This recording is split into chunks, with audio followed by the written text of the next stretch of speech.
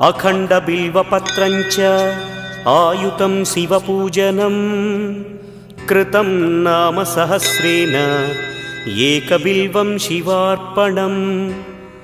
उमया सह देवेश नन्दिवाहनमेव च भस्मलेपनः सर्वाङ्गम् एकबिल्वं शिवार्पणम्। सालग्रामेषु विप्राणां तटाकं दशकूपयोः यज्ञकोटिसहस्रस्य एकबिल्वं शिवार्पणम्। दन्तिकोटिसहस्रेषु अश्वमेधशतक्रतौ कोटिकन्या महादानम् एकबिल्वं शिवार्पणम्। बिल्वानां दर्शनं पुण्यं स्पर्शनं पापनाशनम् अघोरपापसंहारम्